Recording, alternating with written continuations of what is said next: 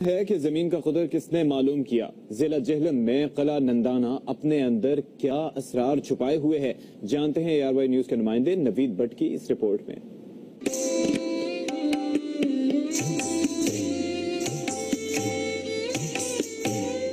تاریخی قلعہ نندانہ جہلم شہر سے 70 کلومیٹر شمال کی جانب باغان والا گاؤں کے قریب پہاڑ کی چوٹی پر واقع ہے۔ 10ویں صدی عیسوی میں تعمیر کیے جانے والا یہ قلعہ 1500 فٹ کی بلندی پر واقع ہے۔ اس قلعے کا راستہ نہ صرف سکندر اعظم کی افواج نے استعمال کیا بلکہ محمود غزنوی نے قلعہ نندانہ پر قبضے کے لیے 1014 میں بھیم پال کو اسی مقام پر شکست دی، اور یہی وہ تاریخی مقام ہے جہاں مشہور ریاضی دان ابو ریحان البرونی نے زمین کا قطر معلوم کیا۔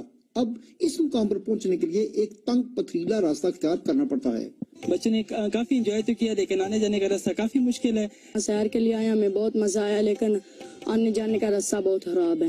45 کنال سے زائد رقبے پر پھیلے قلعہ نندانہ کے سار تو عہد رسول اللہ کے ساتھ ختم ہو چکے، تاہم مندر اور مسجد کے سار اب بھی موجود ہیں۔ قلعہ نندانہ جہلم کا ایک پرکشش اور خوبصورت مقام ہے، لیکن حکومت کی عدم توجہ کی وجہ سے یہ کھنڈرات میں تبدیل ہو رہا ہے۔ حکومت ملکی و غیر ملکی سیاحوں کو سہولیات فراہم کر کے یقیناً قیمتی زر مبادلہ کما سکتی ہے۔ خوبصورت وادیوں میں گرا جہلم کا تاریخی اور پرفضا مقام قلعہ نندانہ محکمہ آثار قدیمہ کی عدم توجہ کے باعث کھنڈرات میں تبدیل ہو چکا ہے۔